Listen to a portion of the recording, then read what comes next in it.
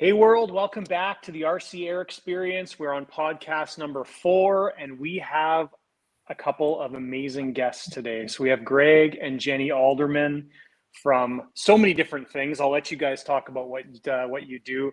We got Anthony FPV Builds here, and then of course myself.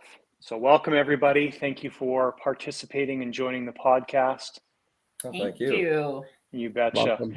Welcome. So Greg and Jenni Alderman, who are you guys? What do you do? Tell us about you. Everything.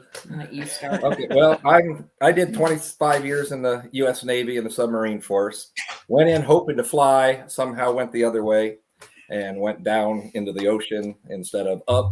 But then I retired in 2006. I worked as a EMA director in Ashtabula County, Ohio for about a year. And I got this call from a couple people saying, hey, you want to work for Heli-Direct? And I honestly didn't know who Heli-Direct was at the time. I was flying helis, but they were a new company. They'd only been in 6 or 8 months, maybe a year at the most. Yeah. And it was back in the Outrage RC days when the Outrage helis were there. And Charlie and Will James from Heli Freak called me and said, hey, what do you want to do? Let's join this show and whatever. And 16, 17 years later, I'm still here. And I'm actually running the warehouse in Middletown, Indiana for the Heli-Direct, Boomerang Jet, PAU, USA. Yeah. We've really expanded now. Pulse batteries, Icon, we've got 10 or 15 little stores that are pretty much, we're one of the remaining online hobby shops from 15 years ago when there was 100 or whatever, and now it's down to just a few. And they survived the what I would call the recession of the hobby. Then my wife. I've worked for AMA as an editor for the last 15 years, but I've been there 25 years. So cool. Yeah, but before that, I was an assistant editorial or editorial assistant. And then moved into about 15 years into the associate editor position for Model Aviation Magazine. And then probably for the last, 3 or 4 years, I've also taken over like some of the subscription services, working with magazine subscriptions, address changes, that kind of stuff. So a little bit of everything. Photography. I've done some photography and writing for AMA. And then, of course, a lot of people in the helicopter and jet worlds and IMAC 3D worlds know I'm always somewhere with a camera. Oh, yeah, exactly. For sure. You're always on the flight line. I remember when we were at Kentucky Jets. That's kind of way I don't really fly. So that's kind of my way of supporting the hobby.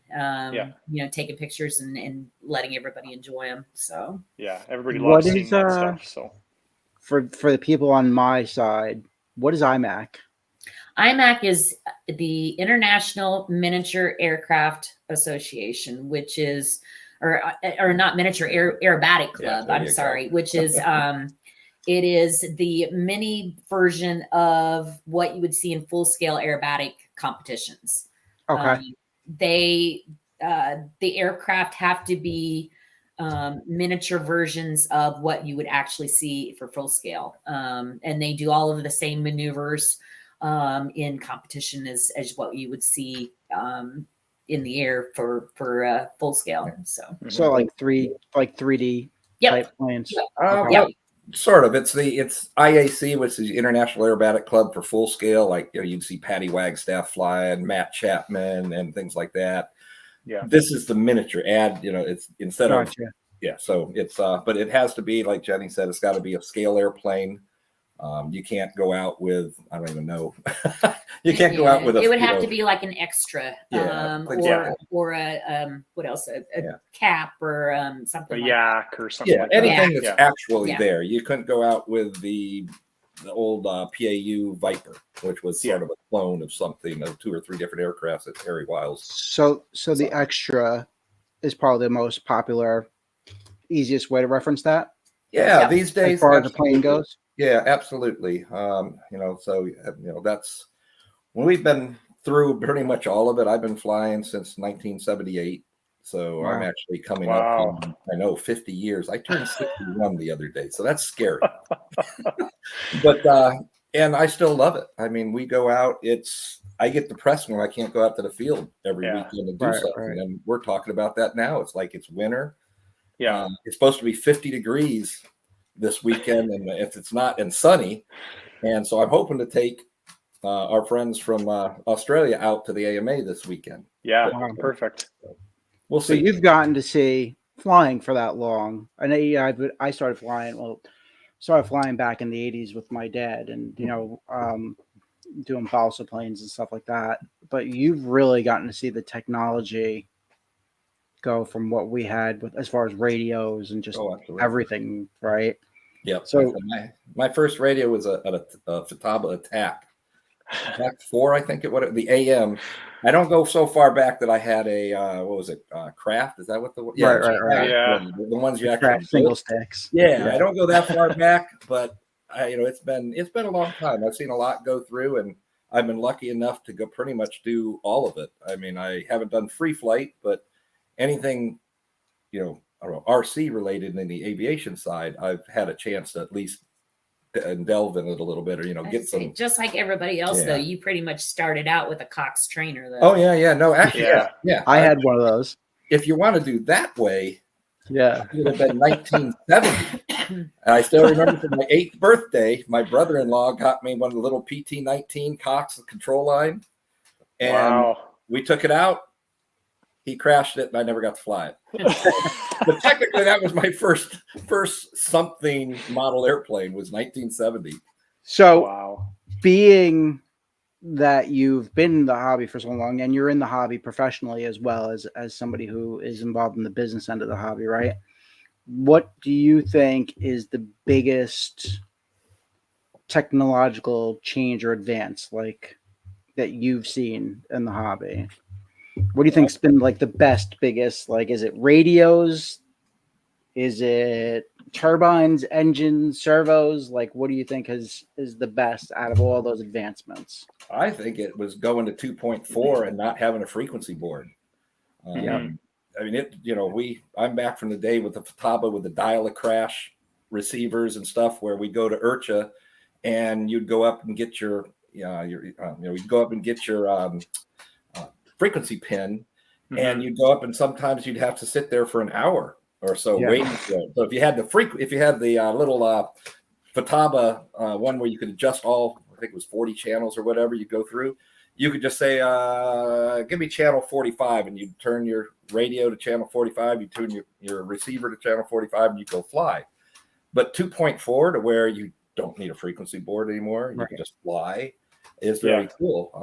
The only time I've seen some really issues with it maybe is on your side, Anthony, when we've had the big FPV events here at the AMA where they've got 7 or 8 or 9 different courses laid out. Yeah. And even then, I think it was more of the video frequencies that were getting overran if you weren't at the 25 milliwatt or whatever setting. Yeah. The control links have gotten so much better. It's usually the video that will have the issue and not the control link, not the radio control link. But yeah, we have that issue sometimes when we go flying with our friends, because by doing FPV, I put FPV on a lot of planes. So I'm more of like the foam, like Warbird type stuff. So I put FPV on all that. I can't fly line of sight anymore. I stopped being able to fly line of sight, but I can land, take off, do everything FPV, do retracts. I can do all that. Oh, very cool. But we've had that issue, like flying with a couple of my friends where like I'm in the air and all of a sudden somebody plugs in on my video channel and my video goes blank and I'm like, oh my God, oh my gosh. unplug. Yeah, it happens. It's scary, but it definitely happens. Yeah. So yeah, thank you for. Yeah, that's what I would definitely think. I can't think of anything else more significant. I mean, there's just so many facets of the hobby that it's, everything's gone. I mean, helicopter batteries, LiPo batteries, everything, power systems for electric. I remember my first electric helicopter ran on, I think 10 AA or no, 10 C-cell NICADs or whatever they were, that size. Wow. And it was an old concept EP back had to be in the mid late 80s, I would think.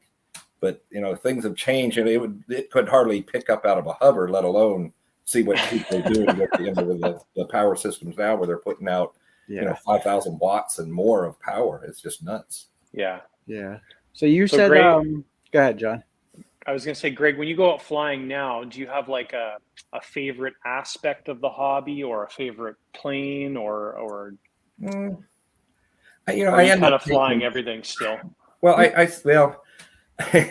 should be flying more helicopters, but honestly, as I get older, I worry about crashing more. I don't like rebuilding. The helis, I don't fly the helis enough anymore, and it's definitely a learned or a muscle memory.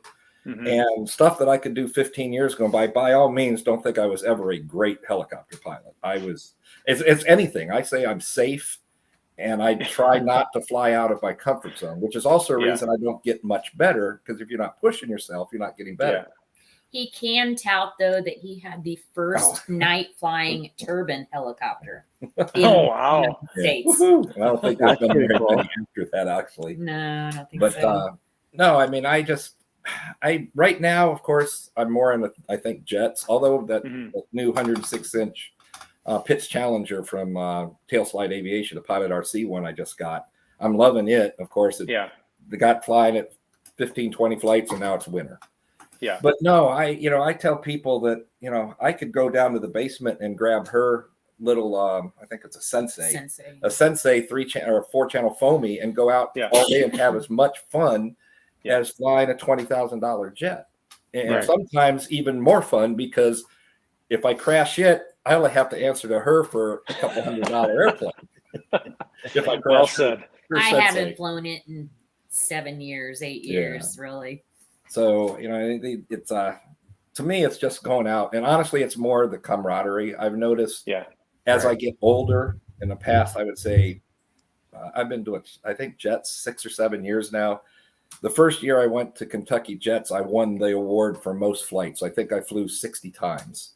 Wow. And I was just bam. Now I go to an event and I'll get talking, and next thing I'll know, Jenny's like, "Are you going to fly? If you've been here 3 days and you've flown once." I'm like, "Oh, that's right. I probably should." And of course, I pull out 10 jets, and they're all sitting there ready to go, and I sit and just do this the whole time. Yeah. But it's that, to me, is part of gotten a lot more, honestly, as it's just the friendship and camaraderie of everybody. We've always said, of course, I met him through the hobby. So I met him he mentioned IRCHA earlier, Anthony, and that's the International Radio Controlled Helicopter Association. They have a great big huge jamboree in Muncie at AMA every year. And I think there for a long time, it was like 1,400 pilots or 1,100 pilots or something like that. It's wow. The changes in the hobby, it's dropped, of course, but we met there. I was out hanging out with some friends, and we were introduced, and kind of he got stuck with me after that. Then I threw a T-shirt, and then it was all over. I mean, we've always said that we could go anywhere in this country, probably even the world. And because of this hobby and the friends we've made, a lot of them are considered our second family. And we've always said we could go anywhere in the United States, possibly the country, or the world. And if we were in trouble somehow, some way, we could put a post on social media or contact somebody who would know somebody. There would be somebody from this hobby that would be able to help us and say, what can we do? Yeah, for sure. So, Jenny, I have a question for you. So you talked a little bit about how you met him. Now, were you into RC aviation when you went to that event and met him, or is that just something? Yeah, because I'd been working for AMA for 15 years before we met. Okay, so that's what I want to get into. About 12 or so years. Because like I said, I'd been hanging around. I had some friends that were in the helicopter hobby already. I knew a lot of the guys that were into the 3D stuff. There used to be a big event that was at AMA and several other places called the Extreme Flight Championships. And it was 3D and helicopters. So I knew a lot of people from that. We just got more invested in it when we got together. And when he got into the 3D airplanes and into the jets, it was a little bit more invested. So yeah.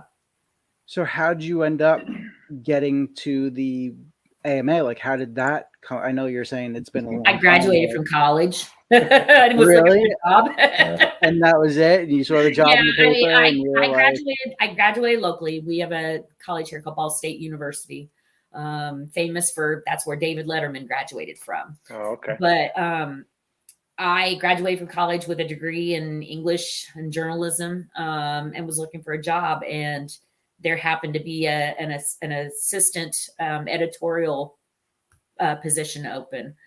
And I put in for that. I put in for a book publishing company in Indianapolis.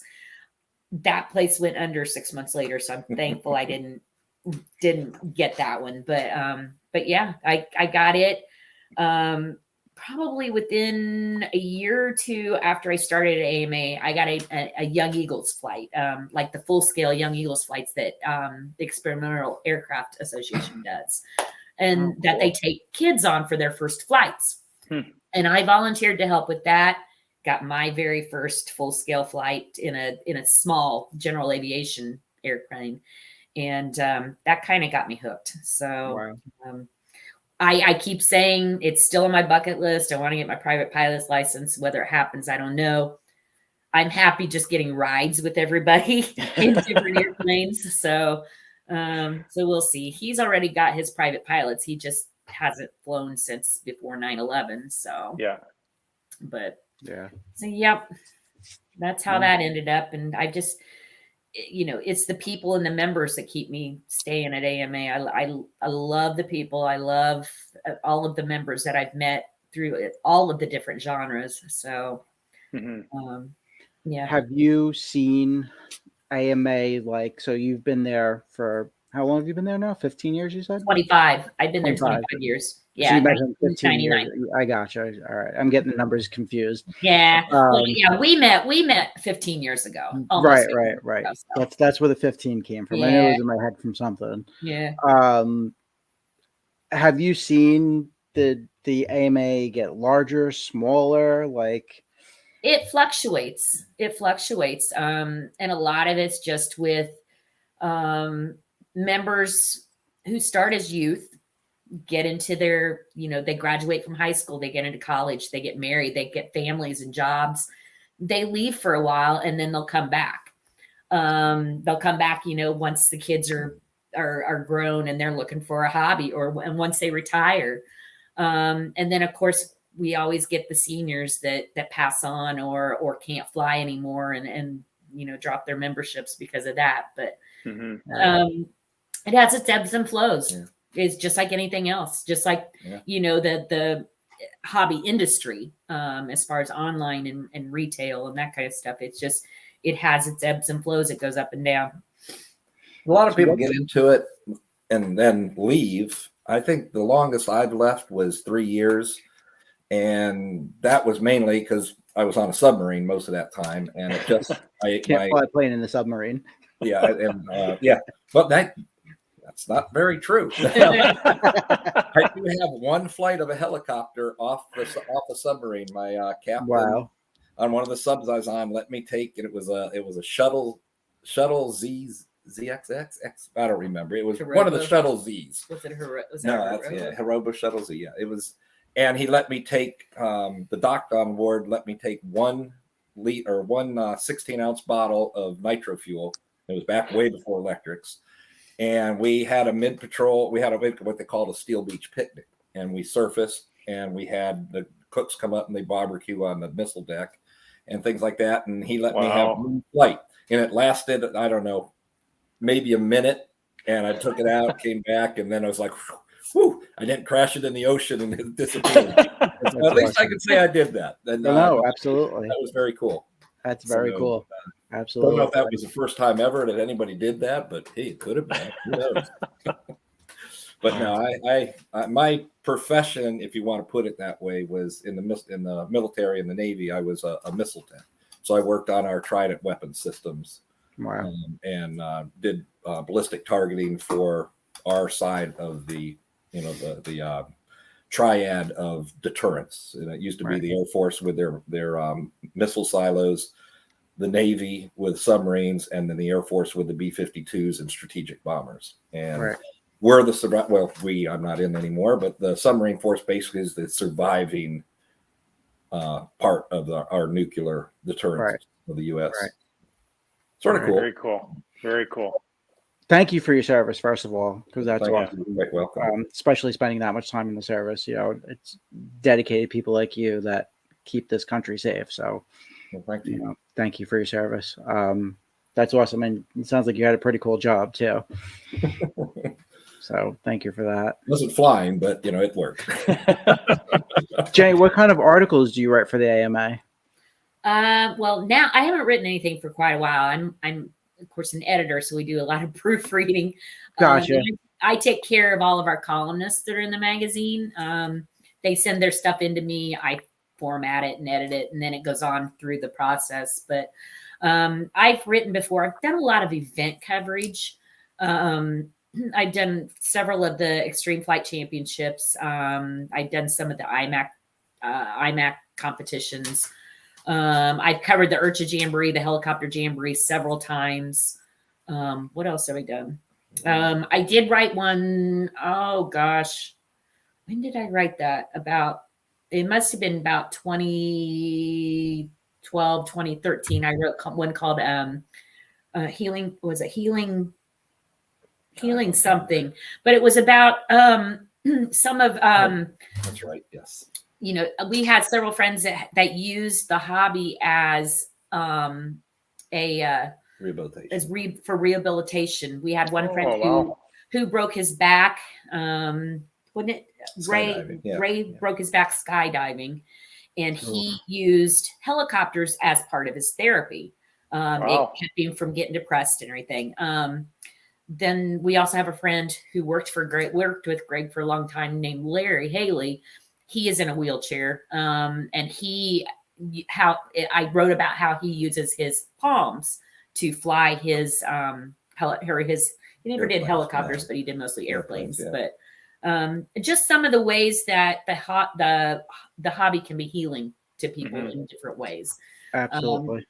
What gave me the idea was I had read about it one time that at Walter Reed Memorial Hospital, or at Walter Reed, they used for the guys that were healing from wounds from being overseas or were in rehabilitation, they were using small helicopters and having them put them together as part of their therapy. And that kind of gave me the idea. So I did that, but I've done several different ones, mostly event coverage. I've done a few product reviews, little helicopters, and I think I did a radio one time. And so yeah, a little bit of everything.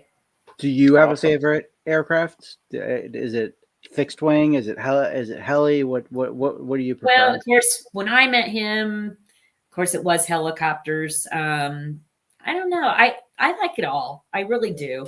I don't really have a favorite. I don't think, of course, you know, I love the jets because that's what he's into right now. And, you know, they're just cool. So they make lots of noise and they smell good. Of jet fuel in the morning, you know. I need to keep her, I mean, yeah. Somebody that actually likes the hobby. Yeah, you're very lucky man. You know, it's funny because we'll go to different events and, you know, the wives and the ladies will go shopping or whatever. I don't care to do that. I would rather be at the field. So, you know, and usually if I'm at the field, I've got my camera and I'm out on the flight line, and it's just somewhere I enjoy being. So very cool. Yeah, it is very cool. So Heli-Direct, Boomerang RC, Jag RC, all your guys' globe of everything that goes on in your world. I know there's lots of new stuff coming. Why don't you tell us about some of the new things you guys are working on? Well, of course, for Heli-Direct, let's go there first. Of course, we purchased Boomerang RC jets from Larry Roper, I think 3 years ago now, and we've got the ability to bring out some more jets and things like that. So we have the big Superlon that I know you have in Lake. We also, I'm going to let the cat out of the bag because it's getting there. We also have a full composite Ranger that is, we've got. Cool. We've got Dan Landis has the prototype, has been flying it. my production sample is somewhere between China and here. Yeah. I was hoping to have it here in time to get Dan Landis to build it. And then I was going to ship it to Puerto Rico to the event we're going to in January, but that's not going to happen now. So I decided we're going to donate a Ranger to the event. It's going to be one of the half, like you have a Ranger too, right? You built, okay, that's right. And so, the one, it's a great flying airplane. And Dan somehow, I haven't had a chance to fly it the day that I thought we were going to. It was bad weather and Dan didn't come to the AMA. But he says it flies better than the original Ranger, which I just don't understand how, but he says it does. Of course, with the Boomerang jets, we have the new Lancer that's come out. Dan just finished the manual for that and posted it, I think, today. Yeah, I saw that posted this morning on Facebook. So. Yep, we got that out. And that's with Boomerang, that's the big thing. When Larry Roper was doing it, he was basically a one-man operation. So you really didn't get any manuals. He did a pretty good job on the Turbinator 2 manual. With a lot of pictures, but hey, that's all that's needed. And now that we're trying to work and get more of a little bit, that we have the resources and extra people, and we are trying to get a little bit better manuals for people. It's nice to have a manual. I know when you built the Super Elan, it was like I gave you throws and a CD. Have fun, figure it out. So it's nice to have a manual because everybody has built 18,000 parts or scratch built over the years, etc. Of course. And so I understand that, and it's a hard job. I did the manual for the original Ranger. Yeah. And it was just taking the pictures was hard, let alone writing the little captions and stuff. And Dan did a bang up job on the Lancer manual, and that he's going to be building my production sample Ranger. Nice. Or I shouldn't say mine, the company's production sample Ranger. He'll be building it to make the manual for that.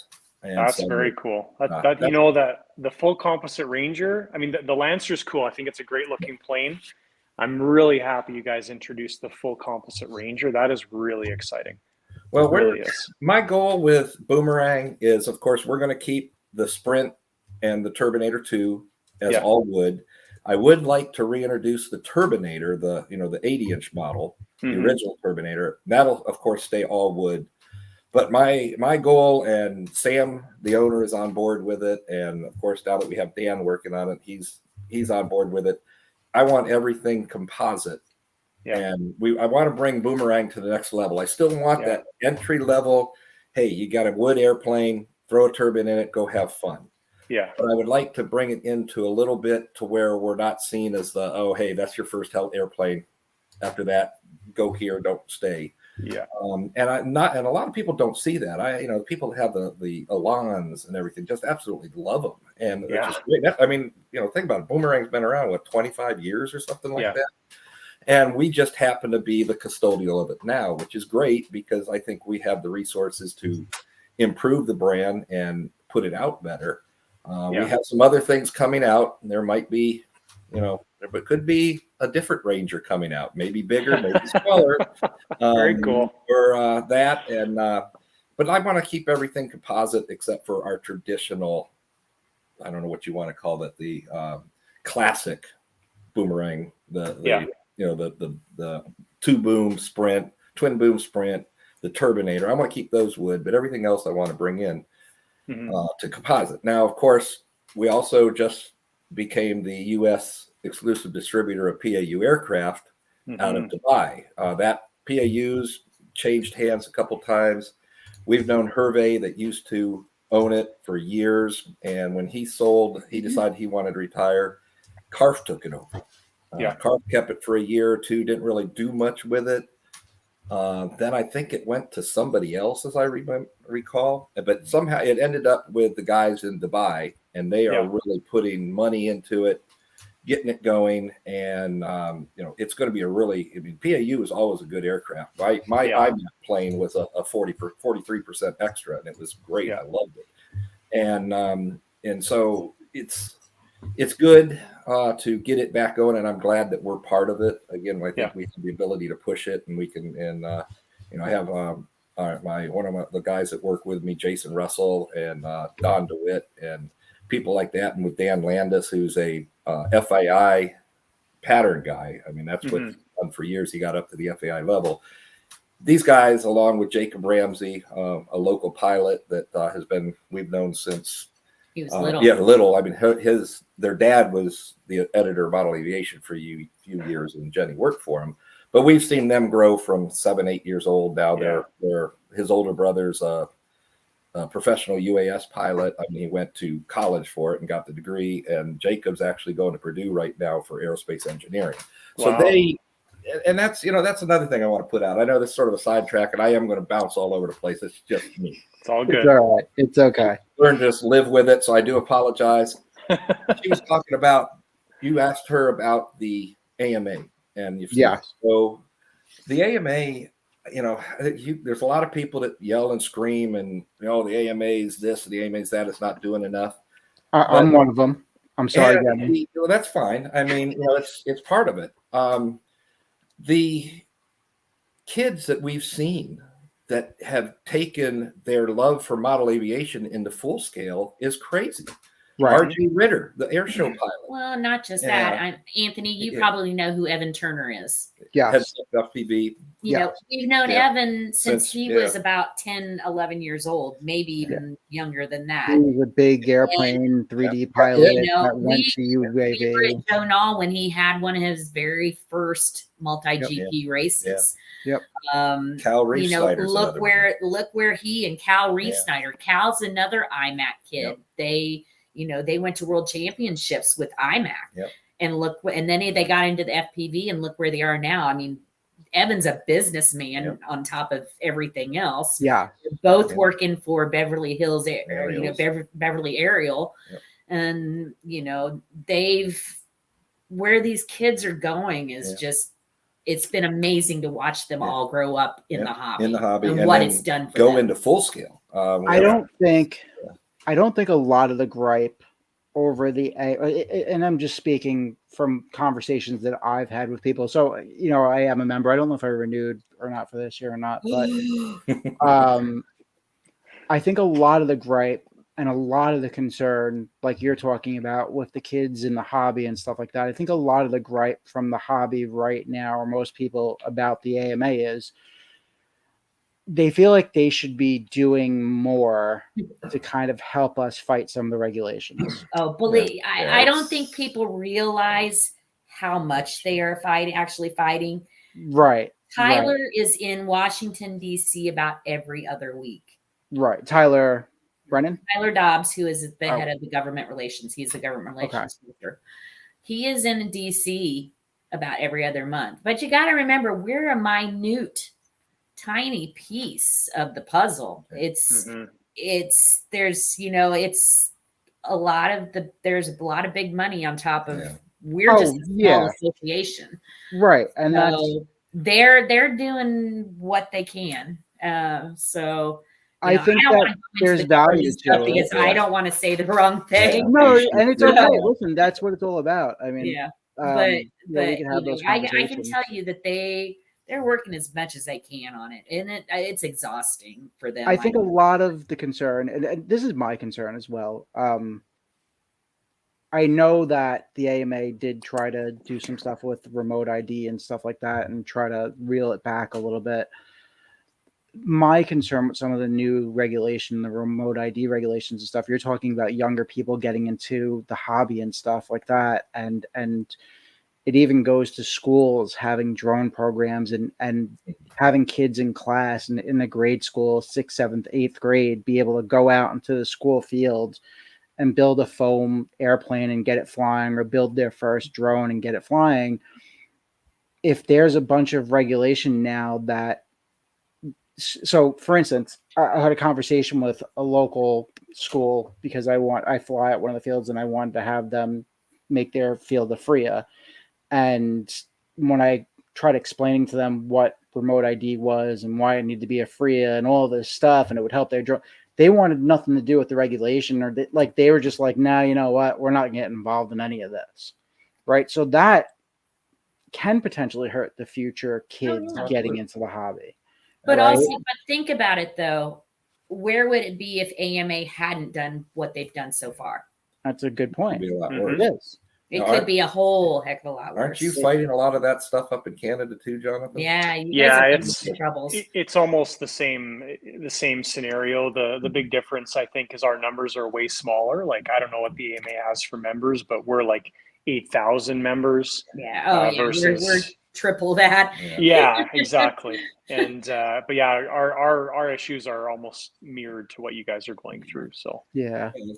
Well, you guys were grounded for a while though too, weren't you? Yeah. Basically this time last year, so it was like November of 2022 till I think May 2023, we couldn't fly anywhere in all of Canada. Right. That's unless you did it illegally, basically. Yeah. So. That's right, because you were being the rebel and coming down to Montana with all those guys. Yeah. That's right. I forgot about that. Absolutely. I enjoy it. I enjoy going to Montana. I really want to get out and see Kelly and all those guys. And there's another one, Patrick and stuff at the Air Force Academy now. Yes, he comes from a long distinguished. Well, it's Aunt Patrick and Josh. Yeah, exactly. Those two kids, and they, of course, they both come from military families and stuff. But their love for aviation probably didn't stem from model aviation so much. Yeah. But Grandpa, Dad, and son, and grandson were always out. Those guys are great. I love them. It's a whole family affair. The multi-generational, flyers is what I love seeing. I mean, it was pretty cool when I was in Montana in June. So we had the event. We were there for a couple of days, and then Patrick had finished his pilot's license. So we went to the airport, and he took me up for a flight in a 172, which was super cool. It was really fun. Well, it was a neat experience. Yeah, my dad was World War II Navy, and his we finally got him on an airplane to go out to Washington when I was stationed out there because my wife and I at the time wanted to go to Hawaii, so somebody had to watch the daughter. So he got on a plane. He was scared to death to fly before that, and he never went up with me when I was 17, 18 years old and got my pilot's license. My mom went up like 2 days after I got my license at 17. I had just joined the Navy, and I probably had less than 100 hours, maybe 150 hours flying, and I took my brother, sister-in-law, and their two young kids from Groton, Connecticut, New London, Connecticut to Nantucket. First time I'd ever flying over water, and the whole time, I swear to God, the engine was doing weird things the entire time. And then everybody told her, my sister-in-law, Grace, that, are you nuts? You let your brother-in-law that's like 20 years old and just got his pilot's license fly you out to Nantucket? And so, hey, I got him there and back. Nobody died. It was all good. So how old were you when you got your private pilot license? Almost 18. Wow. Yeah, I actually got my first sailplane. Got my sailplane ticket at 15. Wow. And then it was we had it was back in the day when you do the penny a pound rides, and went up on my mom and dad took me. I was late in life baby, so if you talk to my sisters and siblings, they all felt I was spoiled. Maybe I was. Yeah. Took me to this penny a pound thing, and so it cost 45 cents or whatever, because I was a skinny little kid. But it was in a sailplane. I went up with a Schweitzer 826, and found out that 10 miles down the road, actually towards where my dad worked, was a sailplane club, and it was like $100 a year to join, which was a lot of money back in mid 70s, and then it was $10 a tow. So I started just going up there, and so I got to fly some cool stuff, and got my sailplane license back then, and then I just it typical, almost like you see the guys leave the model aviation, went in the Navy. I was a junior enlisted guy in the Navy, didn't really have a whole lot of money, so that first thing that went away was flying. Right. Yeah. Right. And then when after I got more senior and I did start flying again, 9/11 happened. And then I went for my biannual after 9/11 and went up, did my biannual flight, and came down and started talking FAA stuff. And the CFII just laughed at me because he asked me some questions like, when did you go to ground school? I said, 1976. He's like, oh, none of this stuff's, it's 2001. 9/11 just killed everything. I recommend you go and, do ground school again. Never did. And now I'm to the point that a lot of friends of ours are full scale pilots, a lot of, and whether they're airline pilots or general aviation, I'm really getting the wanting to do it again before I get old enough not to pass a physical. Cause I think, I need to talk to some other people and figure out if I have to go get a class 3 physical one time, and then I can drop back into the sport pilot physical, which is just going to your regular doctor and say, yeah, I'm good. I need to do that before I can't do it. Cause I would, heck, sell a couple jets. I could probably get close to buying a small airplane. So because I don't want anything. I learned on a grass field tail dragger. I have no desire to, I want like a champ or a decathlon or something like that. And I can't fit in the Cub anymore, so that's out of the question. But I'd like something like that, just tail dragger, something to go out for the $100 hamburgers around here. Yeah. And stuff. I think that'd be fun. I'm just happy bumming rides off of everybody else. Yeah, totally. Where did you grow up, Greg? In farmland of Ohio, Northeast Ohio, Ashtabula County. We grew up in a town of, I don't know, I think there was like 600 or something like that. Went to school. My parents were well known in the community and things like that. And so I think it was a typical Ohio. A lot of Ohio people go in the Navy. Why? I don't know. I think it's to get away, maybe. So I went in the Navy. I came home every once in a while, and I moved back there when I retired. That's how I got the job as a emergency management director in Ashtabula County for a year. I got up in church about 6 months before I retired and told everybody. I mean, my mom had literally played the piano since she was 10 years old in that church, and she was 80 something at this point. Wow. And I got up and said that I was going to come home, and I've been gone from my parents too long. I'd like to see my elderly parents, for a few years that they have left. And I said I was going to come home, and I'm not going to say I regret it, because I did like being around my family again, but I was like a fish out of water back there. Mm-hmm. I was lost. Mom and Dad finally told me just to leave. Yeah. I had a fifth wheel, and I would winter in Florida because I was working for Heli-Direct as their customer service director. So as long as I had internet, I'd go anywhere. Yeah. So I would go down with friends in the hobby in Statesboro, Georgia. One year I spent 8 months in a friend's garage or in a yard in my fifth wheel. And then I met her in 2010 2010. Fully did not expect to stay. I was dating a Navy nurse at the time, and I was going back to Georgia. As I say, we commuted back and forth. He was in Georgia that whole winter, and so we'd kind of go back and forth. And then the following spring, he brought his fifth wheel up and stayed in the AMA campground for 6 months? 6 months. All of the summer until we found our house now. Yeah, so we've been in this house on a farm for 13 years. Yeah. We wouldn't want to go anywhere else. She's a local farm girl. Her parents still have a farm 15 miles from here. What state are you in now? Indiana. We're in Indiana. Yeah. Okay. And I've seen pictures of your guys' porch views and stuff, and you got nothing around you. It's across the field, we see your cousin's farm. There's another cousin that way. I was going to say, our closest neighbors on either side of the house are a quarter mile away. So. Yeah. So you do a lot of flying off your own property then, right? No, it's normally full of corn or beans or something. Oh, okay.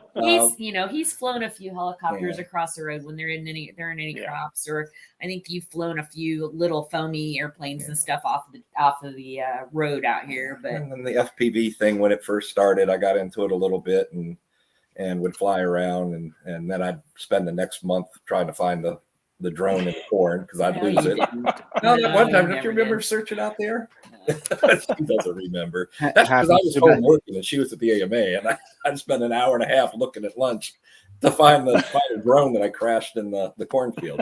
Happens to the best of us. The one downfall of FPV is you don't watch where it goes down, and then you got to go hunting for it. I had no idea. One I finally found with the light pole just like 50 feet out into the cornfield, had no idea that's where it was. Yeah, So it was pretty funny. that is But funny. we used to. Oh, we did. I guess we did have some of the first DJI, like the 450s, the big wheels. Yeah. I'm gonna say 550s we on had wheels some and of the stuff, yeah. first ones in the US and tested them Yeah. out at some of the. I think I did a demo. Yeah. You might have done a demo with one too, but She did a noontime demo with a NASA on a helicopter at IRCHA. That's how it all started, right? That's the NASA started out as a helicopter flight Yes. controller. Yeah. Yes, absolutely. it wasn't the greatest as a helicopter gyro. So If they would have put their money into it, it would have been. I mean, it worked. And then the FPV craze and the DJI, the whole DJI thing blew up within a few months after that. And the prototype unit that I had in the helicopter she was flying, 3 months down the road, they just said, sorry, we're not gonna try to support that anymore. And they never got it to where you could 3D it. And it was good for taking off and hovering. Well, it wasn't good for landing either. Yeah. And so then it just sort of disappeared within, I think, a year. JC Zankel was flying for him at the time. He's another local pilot that used to work for Empire Hobbies for years. And he had one. They were actually the importer. And he had one and did a pretty good demo that same year at IRCHA with it in the 3D mode, but it was a handful. And it could have been really good. So, but it went to the way of the Inspire and then all the new ones and all that stuff. Not many people know that's how the whole thing started. Did you know that, John? That's how the whole thing. So the guy who Chinese student in college created a flight controller for helicopters as part of like a hobby or a school assignment. I don't know what the full story is. And then it ended up working so well that he ended up starting to sell them to friends and then started selling them online. And that turned into the largest drone company in the world, which is DJI. Yeah. The whole thing started with him making gyros for helicopters. That's how the whole thing started. And then, and Chris Bergen of Bergen RC Helicopters at the time, he really got into it. He was buying the whole, it wasn't NASA, it was whatever the pro level one was, and putting them in his industrial twin helicopters and stuff, and flying everything autonomous and things that you could program in to go do it. And this was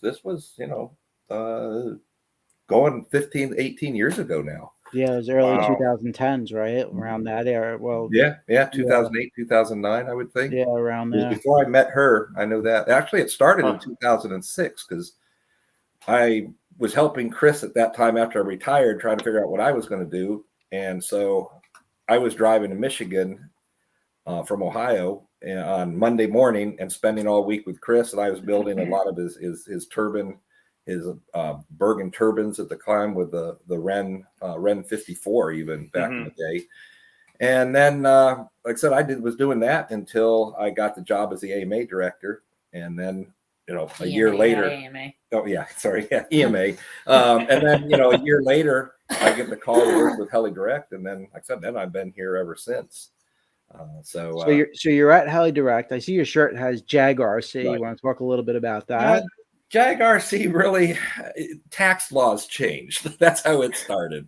I worked at home, and until 2018, I could claim my home office on tax. Yeah. And Jenny and I are like, oh my God, I'm going to pay through the nose now. I don't have all these tax deductions. We at the time we don't own the house. We rent the farm here, and it's just it works out great for us. Because maybe we're not going to stay here the whole time. So we decided we didn't want to buy, but I didn't have any way to write anything off, and so we got talking, and I talked to the accountant, and she's like, "Well, can't you make up your own business?" And so we sort of we wrote up an LLC.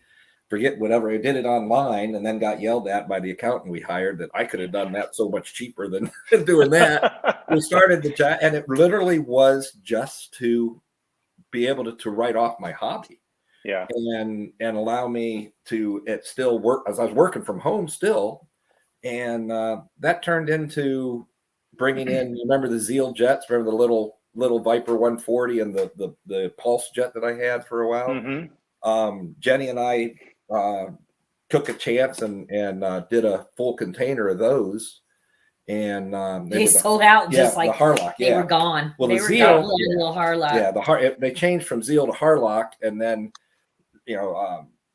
SAB started, and it sort of just went to the sideline. Zeal disappeared, and Massimo was still like, "Hey, I still want to make these things. I have all the factory in Vietnam." So Jenny and I she looked, I think, like I was sort of crazy at the time when I said I wanted to get a container of jets over here.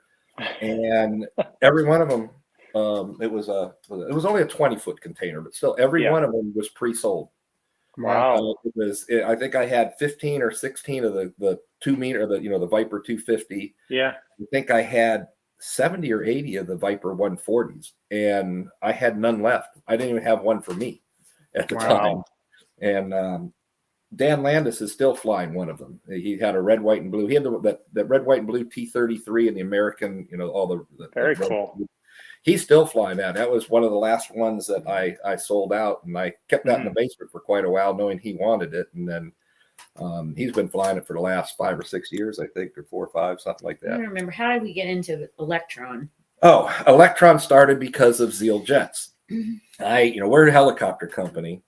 And in 2000, gosh, I don't know. So you're a distributor, just so for the non-jet crowd, you're a distributor. Jag RC is the distributor for Electron? Jag RC is our side business. Yeah, right. It's our side business, which we are not the exclusive importer, but we're the main importer of Electron retracts, which is probably the best sport jet electric retracts out there. Yeah.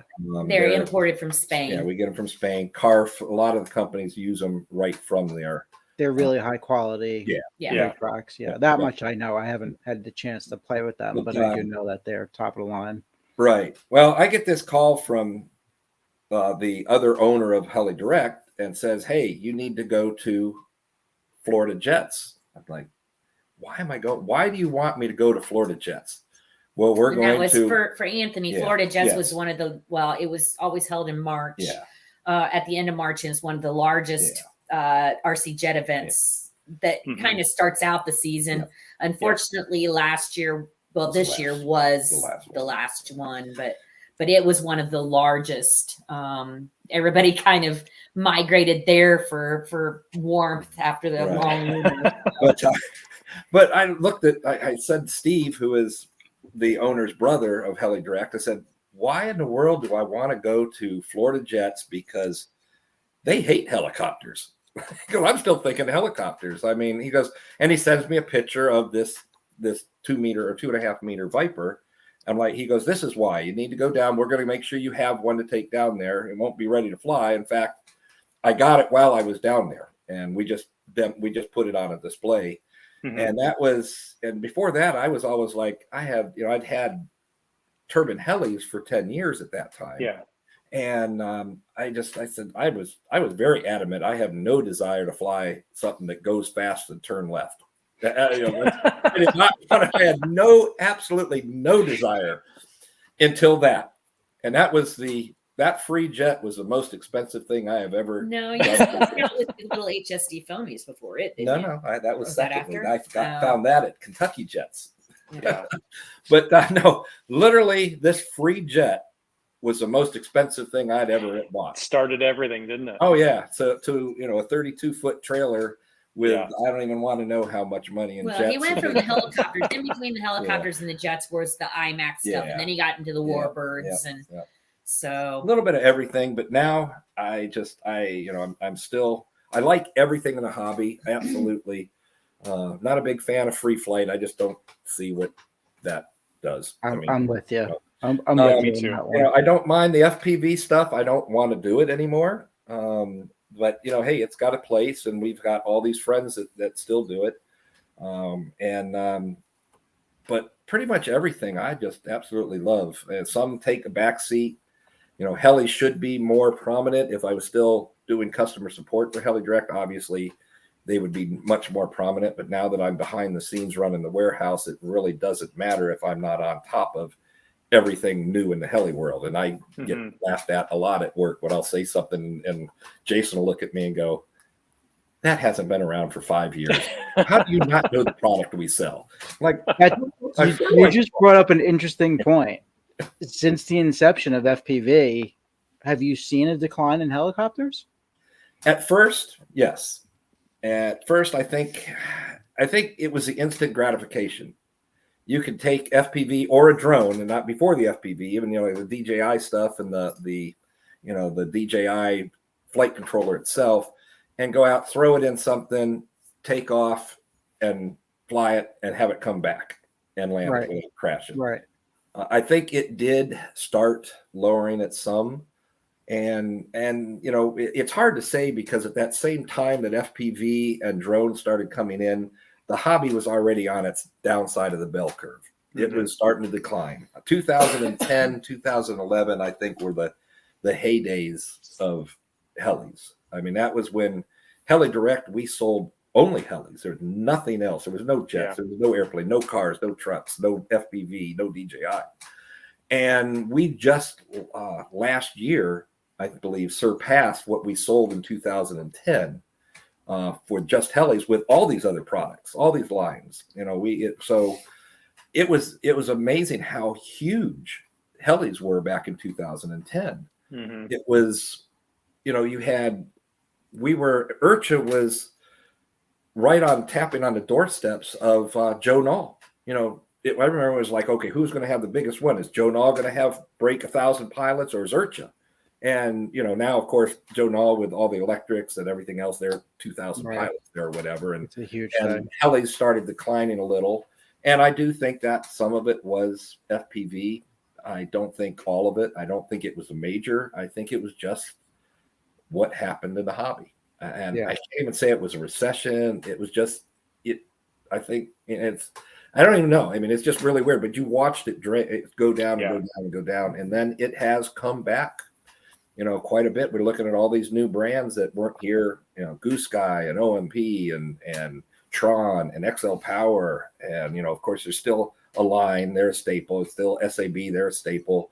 But we also lost things like the Raptor series of helicopters disappeared. Thunder Tiger disappeared. Bergen RC Avanti, Augusto with Avanti. And for us, it was Outrage. Outrage went away, unfortunately, because of SAB coming in. We were, it was at the time, it wasn't really put out that Heli-Direct was doing a lot, pretty much owned the factories that were making SAB. They started out as Outrage factories, and then SAB came in and they sort of tried to make both. SAB seemed like it was going to take off. There was some internal things with Outrage, and it just, fact that we couldn't get tail gears for over a year for an Outrage helis. I mean, it just disappeared, and SAB went up. And so Outrage disappeared. I lost some good friends. I still consider them friends, but we don't talk very seldom. Charlie Stevens and his wife, they were what got me into Heli-Direct and stuff. And, he's, I think, gone back to his real profession with repairing radiology stuff at hospital stuff, which I know makes more money than building a helicopter, and stuff. But I'm sorry, hit the computer. But we see this all the time, and I think it's just the way the hobby goes. Yeah, just ebbs and flows, ups and downs in the hobby. Absolutely, and I feel great that I've been able to do it for so long, and now I'm what I loved as a kid, loved going through the military, is now I'm making a living at it. But I'm also feeling old because I remember 10 years ago, 15 years ago, when the AMA made a big deal out of Uncle Frank Knoll, being in the hobby for 50 years. And I'm looking going, oh my God, we're talking, if I wanted to count when I got at 8 years old, I've been in over 50 years now, so, but it's like for the fact that I'm getting up there to 50 years old or 50 years in the hobby. And I still am like a kid. We talk about it at work at Heli-Direct, that we laugh that some of the guys don't want to, they still raising kids and stuff. And it'll be like, well, how come you're not going to fly or whatever, this and that. And, but like Don DeWitt and I, just can't wait to get out every weekend. And we go flying and, fly. Say they've got a local Facebook group that every weekend. Hey, it's going to be 50 degrees and only 5 miles per hour wind. Who's going to be out there? We have a whole little group because there is no club around here. Yeah. There's a couple in the other towns, but the AMA, there is no club at the AMA. Oh, so okay. we're allowed to fly there all year. And so there's a bunch of locals. So the way that works is you're an AMA member, you can go to the AMA field. Yeah, if you're an AMA member, anybody can fly there at any time, unless there's an event going on. The big thing is summer is so busy here that it makes it hard for the local guys to fly. But either they'll, we're either at an event or they'll go to one of the other fields if they can. A lot of them, though, other local fields can't fly jets out because they're either too small, too close to to neighborhoods and that kind of stuff. But Now you've been to Rosewood, right? Didn't you come to Rosewood a couple years ago? No, I haven't. No. Oh yeah. Rosewood's down is in Indiana, but it's down near Louisville. It's just north of Louisville. It's on the Ohio River, and it's 4 hours to get there. But I'm a member of that club, so I can go in the summer. Yeah, we'll meet up and go down, and they have a bunch of good guys down there, and we have a friend that I've never been there, but he's always like, you need to come out flying here. He lives at a full scale aviation development, so he's got a runway. Yeah. He's got a Pitts or a Flybaby or something. His wife Corbin, his wife owns an extra, and things like that. They fly, and they say come out and fly. But it's an hour and a half away. Yeah. And so we just haven't made it out that way. We always say we're going to, and then things happen. But off season, these guys are out there every Saturday and every Sunday. Yeah. If it allows us. I mean, it could be 30 degrees, but if it's sunny and no wind, we're going to be out. I know. And I was going to say, I can't. Absolutely, you're more north than us. Well, we were 2 weeks ago. I was out at the field flying because we had a 50-degree day, and it happened to be sunny, and it was like we're taking advantage of this. Well, absolutely, yeah. That's as much as and that is my big thing for wanting to someday retire and move south again.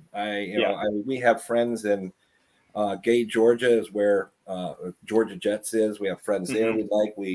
Originally we had talked about wanting to retire down at Statesboro, Georgia.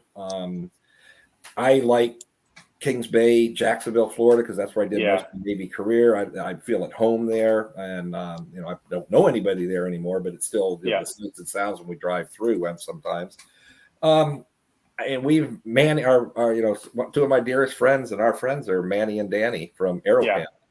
I've known Danny for probably 25 or 30 years. I've known Manny since he pretty much came into the country. Yeah. And they're always like, you need to move down here. I'll give you a job. Move down here. So it's like, I'm not sure I want to live in Central Florida, though. Here's the question, because I don't know if I could ever get used to the humidity. So when I was in Miami, what was that, last weekend or the weekend before? Yes. I don't know if I could ever get used to that humidity. It is so humid there. I spent until I retired, I'd spent most of my adult life in Southern Georgia. Yeah. Everybody's like, oh, I'd rather have the cold because you can put layers on. You can only strip down so far. I hate the cold. I absolutely hate the cold. I would much rather sweat and have stuff running off me. We've got the humidity and heat here, but it's nothing like the South at all. There's nothing like getting lathered up with skin so soft to keep the gnats off you. You look down and your arms are just black with these no-see-ums or and stuff. But there's nothing like that. But I tell you, it is nice when you go to so we're at 3,300 feet where I fly generally. Oh, wow. And when I go to sea level or close to it, like California or Florida or wherever, I mean, it is so nice to fly when you're closer to sea level. Such a difference. It's huge difference. Yeah. And that's, I get asked every once in a while and they'll be like, well, I'm at 5,000 feet. I'm in Denver or something. Like, I have no idea. I mean, you need to talk to somebody that lives in that area. If that's a good engine for you or this or that. So yeah, for sure. Exactly. Cool. new stuff. I know there's some other new stuff coming that you wanna mention the other new stuff. Yeah. I don't know. Our friends Brandon and Rick and Alita Gell in Australia that own Advanced Radio and Booma RC that do the smooth flights and all the cables, and they had a U.S. warehouse here in Florida. Steve and Julie Thomas, that Bob's Hobby Shop, right? Bob's Hobby Shop. He was Falcon Props in the Orlando area. Okay. They're retiring, and almost a year ago, I called Rick in Australia just on a issue I was having that I thought I was having with a Booma RC product, which it was me, wasn't anything with the product. And he says, well, you know what? Your and Jenny's names keep popping up. I'm like, oh, that can't ever be good. We were in Georgia on our way to Florida Jets. And he says, you got a few minutes to talk? And I'm really thinking this cannot be good. Yeah. And he says, well, Steve and Julie are wanting to retire, and we're looking for someone we would like to keep a presence in the U.S. with a warehouse. And every time we start talking, you and Jenny's name pop up. And I was like, okay. And my first instinct was, there's no way I can do this. I just, we have this. I have too much going on at Heli-Direct and things like that. And we sort of dismissed it at first. And then we started talking, and Jenny and I did. And then we talked at Joe Knoll. We went out to dinner with the girls and really started seriously talking. And Jenny and I came home, still hadn't said yes. In fact, they started talking to other people. And we got home, and Jenny and I talked about it and said, we can't do it full time. I am very loyal to Heli-Direct. I just can't just leave Heli-Direct. I mean, I've been so long. Not that Heli-Direct can't live without me for, no one's irreplaceable, but I feel like I just couldn't walk out. And it's sort of scary after being someplace for that long, just like in the military. I mean, when we retired from the military, I was lost. So Jenny and I talked about it, and what we're going to do for now, in fact, Brendan is in Florida right now, picking up the stock and the van that they own and driving it up to Muncie. Jenny and I are going to take over the Advanced Radio Booma RC U.S. warehouse. Very cool. So one thing that I talked 3 years ago, whenever we started carrying Booma stuff at Heli-Direct, I had talked to them, and then they said, oh no, we have a warehouse in the U.S. because it was like, I can't right now. You're sort of not a new company, but we're new to what you sell. Yeah. I can't do $5,000-$10,000 orders from Australia to make it worth shipping it in. And at that time, we didn't know what was going on anyway with the hobby and the business, and we were really struggling at that point. And he says, "Oh no, we have this U.S. warehouse." Well, unfortunately, a lot of stuff wasn't there. They had a lot of Steve and Julie did great things, and they always had product, but not trying to keep the product in the U.S. became very hard. So I was always, we'd place an order, and it would, we thought it was going to come from Orlando, and it would end up coming from Australia. Yeah. And so, this $12 shipping turned into $75 or $80, and sometimes there was a couple times that it was almost the cost of shipping of the product we ordered. Yeah. And that was the one thing that we talked about was I want enough stock in the U.S. that doesn't happen. Yeah. And basically it's going to be on Jenny and I to maintain, let them know they're willing to ship whatever we want, because it's not our product. We're just the warehouse for them. Yeah. I was going to ask you that. Yeah. So I was going to ask you, are you selling it through Jag, or are you selling it through Heli, or you're just managing their U.S. warehouse for them? We'll be the warehouse, and the product will come to us. If they, if Jonathan, you order something, it will probably come from Muncie instead of Australia now. Okay, cool.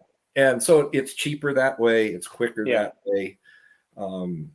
and maybe Indiana's a little bit more centralized than Florida too. Yeah. So Yeah. So, I think it's going to work out good. It won't really deter from my job at Heli-Direct. We're doing it all separately. Stock and stuff will be at a different location. I will come home and at the night and do all the Boomer stuff, and then a pickup, UPS pickup at the house here at the farm. Mm-hmm. And so it will be. You probably won't get shipping same day shipping, but it'd be the next day. So, if I wake up and I have time while I'm drinking my coffee, it says, "Oh, there's a next day air that really needs to go out." I'll ship it and in the morning before I go to work. Yeah. And but we hope it works out. It would be great to work out. I mean, I'm wanting to retire at some point, and Sam, the owner of Heli-Direct, knows that. I'm not getting any younger. At the same time, we're always gonna. We're not independently wealthy, so I've got to do something to be able to stay up. So I've got to have at least that something. Navy pension's not gonna pay for the jet loan. So here's something that maybe when I decide it's time to retire from Heli-Direct, that I have on the side that does what we want to do. Exactly. So they're a family, and Heli-Direct's a family-owned business, but it's got big enough where I have to be at work at certain times and things like that. And then I do feel guilty if I take off during the summer too much to go to events. And then we have employees that are in the hobby that want to go to events too, and they need to. I don't do helis anymore, so I got to send Jason to heli events or whoever. And then now that we got PAU and everything else, during the summer, we're all going different directions. And so it's tough. I mean, we have to I've never been a scheduler, and we have to schedule when we're going to be gone now. And thankfully, Jason is very much a planner and scheduler, and she is too. So between the two of them, I can, I still get that look, and Jason always rolls his eyes. He can tell me I'm going to this one. I'm like, oh, sorry.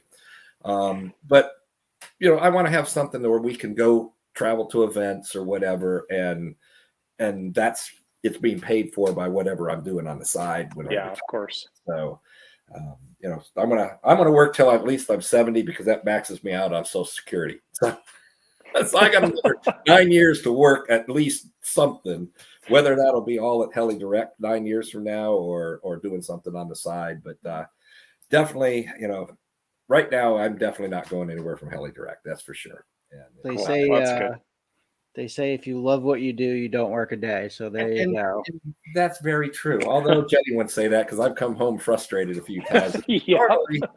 It's just now I feel great, because when COVID hit, it was Jason and myself. We were working 14, 16 hours a day sometimes, because the hobby, our sales went nuts during COVID. But we were basically shut down. We really, we used in fact, the state of Indiana was going to shut us down, but they had the loophole of it being an online necessary. So I used it was that. necessary because they do sell to military. They do sell to enforcement, So we used that, but it dropped everybody except Jason and I. And our orders started going up and up and up. And it was Jason and I to receive, Jason and I to pick, Jason and I to ship, and then it just kept going, and we got a couple people in, and it's when it's a warehousing, you're not always going to get somebody that wants to stay for a long time. So we've had a lot of turnover, and things, but now I feel lucky, because let's see, there's 4, 3, 5, there's like 8 of us now. And like today, we got in, one lady was sick, so we were down one, and I think we still shipped out over 500 orders. Wow! From the time we got there to the time we left. Now, did it get all the orders out? No, there's a stack of, there's an inch stack of orders on my on the desk right now that'll get picked up tomorrow, and we'll finish it. But everybody works really well there. I'm really happy. We make mistakes, and I feel bad when somebody says they got the wrong part or something. I mean, it's still going out, picking it off the shelf. And the ladies that work for us, they're not in the hobby, so they don't know the product. So they were going specifically on, if it scans, it must be the right thing. And then same with shipping. I mean, when Jason and I are shipping, we will catch things every once in a while, like, ooh, what is that? And we're all human. We're going to make a mistake, but we do. we really do care that, when somebody gets something wrong, it's like, crap. It's sort of a letdown for us that we screwed up. And, Right. We like what we do. But we get frustrated. There's, it's like a family at Heli-Direct, and there's been some screaming matches, and I'm a retired sailor, so my vocabulary can be quite colorful. Yeah. Yeah. Well, I can be very vocal sometimes, and that's when we hire somebody new. That's the first thing I tell them. Please, first of all, you're probably going to if you don't want to hear F this, F that, or this and that, please, maybe this isn't a place for you, because I'm not going to change. I apologize. The other That's thing number is, one. Number two is you have to like dogs. Yeah, you gotta like dogs. Yeah. Yeah. I mean, we got these two are both asleep right behind the computer. Our two dogs that you've seen everywhere.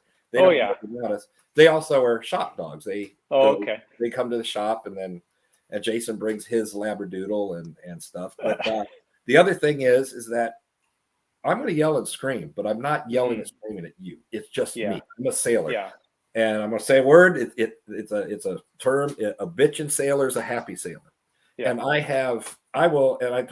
when I hire them, I'm like, listen, I might yell and scream. I'm not upset at you.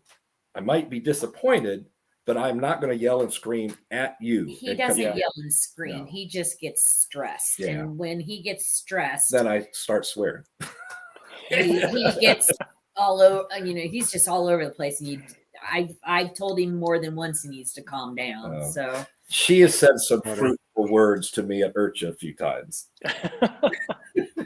So with the Heli-Direct stuff, right? I mean, you said 500 orders in a day. That's a lot.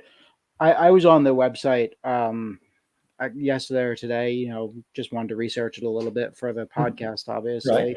And you guys are selling FPV stuff, you're selling plane stuff, you're selling heli stuff. What is the bulk right now? What category is that 500 orders? Is it spread all over, or it's spread all over? A big thing that's going on right now is the little micro crawlers and the little micro crawler trucks. That has just gone screaming. We have Sam's brother Steve owns a company that used to be Furious FPV, and FPV started going. He has I'm going to say it, Fury Tech. Sorry, Fury Tech is a line of upgrades to these tiny rock crawlers, the micro rock crawlers, and it's amazing how much goes out the door of that. And I would, but you know what? Jason says it the best, is there's so many more people messing with cars and trucks than there is aviation. Well, I'd say look at Horizon. I mean, a lot of their sales are trucks and cars anymore. Yeah, there's of course. Motorcycles and the low-C stuff, and that's blowing up. Yeah, but we did this Black Friday was amazing. We did, I think it was over 4,000 orders in 8-9 days. Wow. The sales were double of last year, and I thought last year was high. That's incredible. But yeah, it's been really busy, and I don't get on the forums very much or on Facebook and talk very much anymore. But it's our customers are great. I mean, they're of course you can't make everybody happy. So right. Somebody's going to be upset at you for something, and it could be other companies upset at you because whatever reason. But we really do. The customers at Heli-Direct are great. I mean, they're the only reason that we're doing so well. Right. They weren't loyal to come back. We'll get one upset and say, I'm never going to come back. And, 2 weeks later, I see another order coming through. It's like crack, it's very addictive.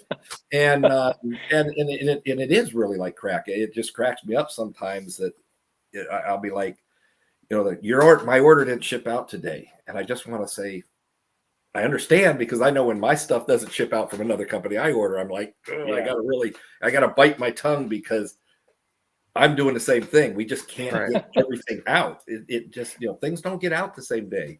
I think it's the Amazon mentality. Amazon ruined everything. Yeah. Amazon, they think that it's Amazon is, you can talk to somebody 24 hours a day. We have our, we're not a worldwide, or we don't have, employees that work 24 hours a day. So it goes through a night, after 6 o'clock, you're probably going to you might get some, if Patrick or David or even Jason happen to look online and see something, and they might respond to you, but it's not that they're being paid to. It's just they like the hobby, they like what they do, and they're going to answer you. Right. I did the same thing today. Actually, I had a jet scheduled to be delivered today. It's supposed to be delivered between noon and 4. So at 4:01, I picked up the phone and I called the delivery company. No, absolutely. And I'm the same way when things. And with that, you can't blame the company. It's the shipper. And right now it's terrible. The mail, I won't ship myself like Electron or Heli or Jag. Our orders, if I do 3 orders a day, that's a lot most of the time. And I won't ship mail this time of year. Everything goes UPS ground. I don't care if it's an $8 product and it costs me $8. It's going because I don't want to replace it. I know I'm going to. Yeah. The mail's terrible at this point in time. Yeah. So sorry. But no, it's the hobby is, I think, doing well. Yeah. I know I've seen some businesses say that, hey, things are not doing well, and I just don't understand it from what we're seeing. Now that could be in their portion of the hobby. Maybe it is. I don't know. But for us, it seems to be doing well. You guys are quite diverse, obviously, right? With your fingers are in so many different aspects of the hobby, and I think that's a huge benefit, of course. Yeah. But you guys have done amazing things over the past 3 years too, with Boomerang, with all these different products you've been adding. It's awesome. We have, It's for seeing the product that went out the door and knowing it's coming in. It's crazy. I'm sure that we have $3 or $4 million in stock at any given time. Wow. And that's, for a hobby, and that's nothing compared to Horizon or Amy or any of these huge ones. But I think sometimes people forget we're still a family. We're a family-owned business. I mean, Sam Lee owns the business, and 10 employees at the most versus 100 at Horizon. And we're still a family-owned business. I mean, Sam has done wonders. Sam, I guarantee, Sam does all. We have a few in Vietnam that do our purchasing and stuff, and Sam is up all night talking to them, and he's still up during the day. When we see him at an event or something, he'll be like, or he'll come to the warehouse, and it'll be like, "Where'd Sam go?" And you look outside, his rental car's gone, and I'm like, and it's like he come back 3 or 4 hours later. I'm like, "Where'd you go, Sam?" "I went to the hotel to sleep." He just takes just cat naps, little bits here and there, and that's what he's done. That's for 16 years. I mean, he is, his finger is always doing something, and he's always helping. He was a software engineer by trade, which he obviously not doing a lot of that anymore. Yeah, things have changed in the last 16, 17 years, but he's in all parts of Heli-Direct. I mean, because it's still he owns it. Right. It's him, and so, he's got Jason and me, the Vietnam staff, the pickers here. I think, my thing is just, I think for me, is just the longevity that I've been here. Right. I've been here a long time. So I've got, it's sort of like the one lady at the AMA that just retired after 53 years. She had the history of the AMA. Joyce started when she was 16, I think, something like that. And she worked her way from being a secretary up to membership, up to administration. Well, she was our executive director for a while. So she knew every little thing. She started when they were in Reston, Virginia, and ended her career here in Muncie. So that's incredible. But things like that is, and I definitely don't remember everything, but I can't say, I remember doing this 15 years ago. But I think Heli-Direct only been around less than a year when I started. I think I was the second or third full-time employee in the U.S. Larry Haley, great friend. We don't talk as much as we used to. Obviously, we talk every day for hours a day when he worked together for so many years. Unfortunately, things happen, with the recession or whatever you want to call the hobby dying. People had to be let go. And I know 100% the only reason I'm still here is I took over the warehouse. Yeah. Because Larry was much better at doing customer support. I might have the technical side of it, but he was much better dealing with people than I was. And unfortunately, he was still working remotely in California. And, as things happen, they have to be let go. And I know Sam to this day, it still haunts him that he had to let Larry go. Yeah. And Larry's family, absolutely family. And I would love to have him back, but he's on to bigger and better things, I think. And we don't talk as often as we should, but I'm terrible as that. I have a lot of friends that I think it's a military thing. I'll catch up with somebody. It's like we've never been apart. Yeah. But, we leave a command and I'm never going to talk to the person again until I see him. So it's one of those things. And I'm bad about that. Even my parents would say, "Are you still alive? You don't call me." And things. And we seldom talk to my brothers and sisters. They talk all the time. And I'm sort of the guy that, I guess we have a brother, but he never calls us. And that's just me. I've been that way all the time. And I hate talking on the phone anymore.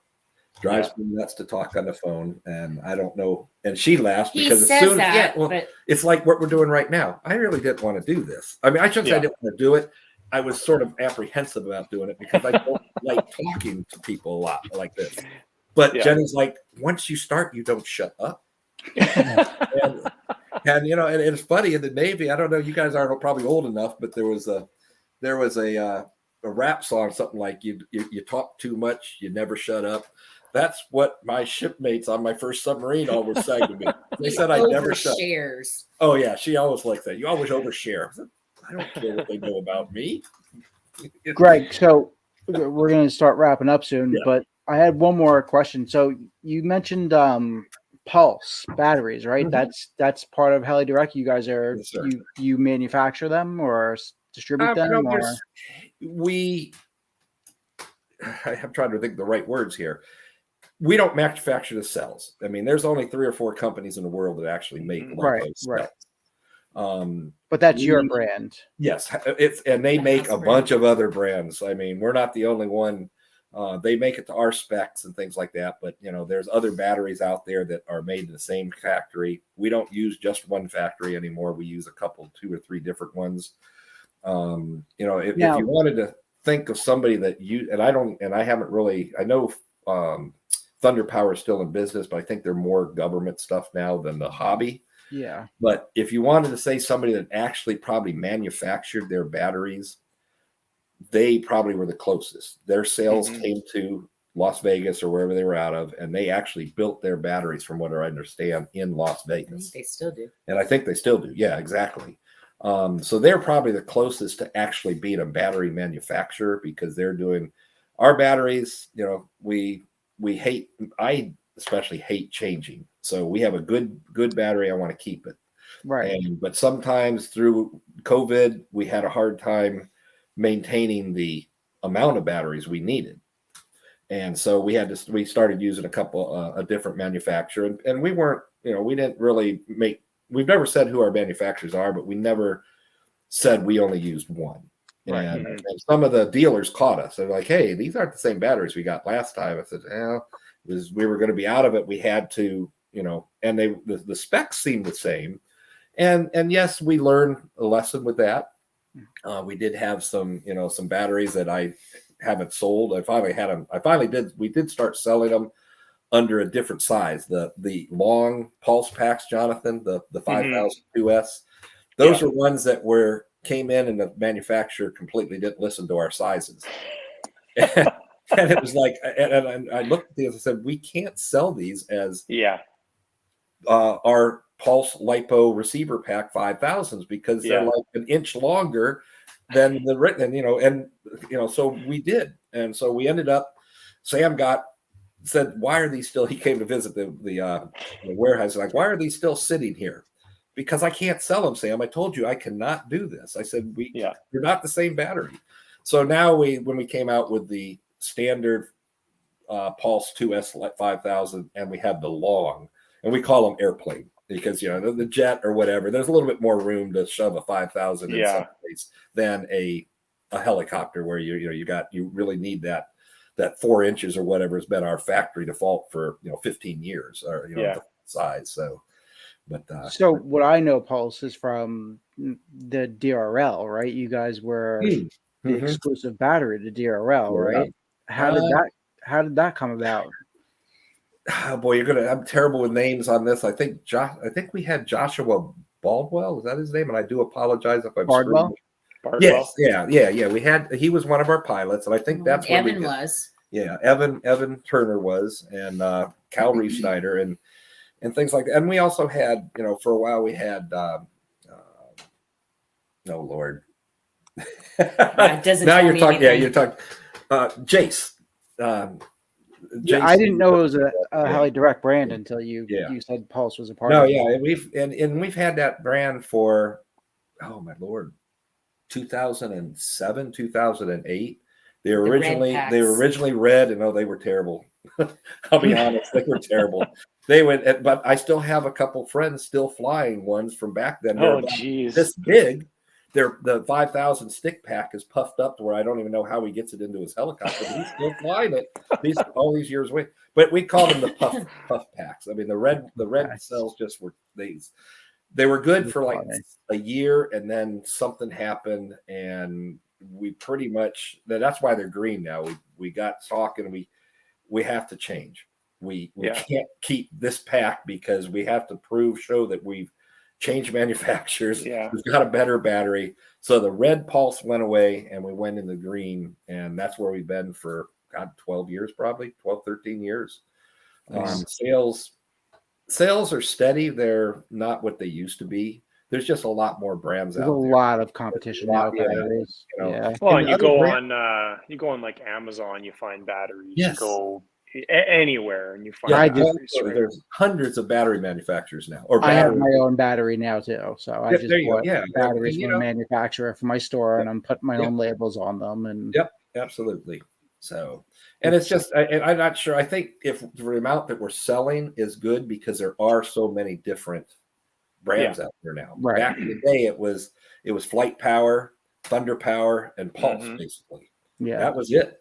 The three of them, and we were at that time the cheapest one or the less expensive of them all. I mean, I remember my first Flight Power packs. I paid $350 each for a 6S 5000 15 seat. 15 seat. Yeah, $350. And then I knew a couple of the guys that worked for Flight Power, and I got on a team, so I got them for 50% off. And it was the only reason I stayed in electrics and got out of nitro, because it was I was still active duty Navy, and I couldn't do a 12S machine, $7,000 one set of batteries. Yeah, it was crazy back in the day. So it's like helicopter canopies, and I know I'm rambling again, and I apologize, but helicopter canopies. We get people that we have customers that just a little crack or something and a $50 fiberglass painted canopy. Yeah, I remember back in the late 80s paying Miniature Aircraft $150 for a white fiberglass canopy, sending it off to Arizona Heli or Arizona Canopy, paying $400 to have it painted, and then crashing it on the first damn flight. What the hell? Wow. So I would, it's great getting canopies at $50, $100, even $100 painted, because canopies are consumables as far as I'm concerned. And so it's one of these things. So but seeing that, the prices of a lot of things have dropped a lot, and things that's where it used to be. I don't think there's still. I used to fly TSK back in the 80s too, and they had a Black Star heli, which again our buddy JC Zankel still has one. Most expensive helicopter I've ever bought. It was 1989 or 1992 or something like that. $2,000 for a 60 size helicopter that because it was carbon fiber. It had carbon fiber frames. It was all CNC, no plastic. It was, I can't remember where it was imported from, but it was TSK. That was a lot of money. That was a lot of money. Back then, that was a lot of money. Yeah. Their cheapest helicopter was like $700 or $600 for a 30 size, but it was the only place. Even miniature aircraft wasn't producing all, carbon fiber, all CNC. There wasn't a piece of plastic on that helicopter when it came, and they were great helicopters, but boy, they were expensive to crash. That was when we also made our own blades or build our own. Do you guys pre-plan your events? I was going to ask you about events for 2024. Do you have that lined up, or do you guys kind of go out on a whim? And I wish we could go out on a whim, but we got to schedule vacations and stuff too. Yeah, we had what we went to. We always went to Florida Jets, or I did. She could if she could. Mississippi Afterburners, First in Flight, Jets over Kentucky, Joe Nall if we could. And things like that. And then, but now, Florida Jets is gone. Top Gun's gone. First in Flight's gone. I think, in fact, I know Mississippi Afterburners is on for this year. Vernon last year, unfortunately, lost his wife. And so that was canceled there. But Vernon's redoing it this year. So we'll go there with the new PAU stuff. We start with the Puerto Rico here in January. Yep. Yeah. And then I don't know if I'll go to Mississippi, but he'll definitely go. And then, of course, Jets over Kentucky, Georgia Jets for certain, probably Joe Nall. Yeah, maybe Fallen and all. Maybe Fallen and all. I don't know. We'll see. Rosewood. We'll go to the Jet event at Rosewood, the fall event. And then local ones. I mean, local to me is within 4 hours away. Then I can get up, I can finish work on Friday, and either, because during the summer, the truck camper stays on the truck all year. So all summer. So, Friday I get off work and I drive 4 hours up to Michigan or whatever. And then I fly Saturday, Sunday till noon and then come home. Those will go to and make an appearance, or at least I will. But no, I'm a terrible planner. I can't stand planning. I put it all on my calendar and he asks what's going on. If somebody asks me if I can go someplace, I ask her and she'll say yes. I couldn't plan myself out of a paper bag. I know I couldn't. What's the name of the event in Puerto Rico? It is Warbird and hold on. Jets and Warbird ranking. It's ranking club. Hold on, I'll look it up real quick.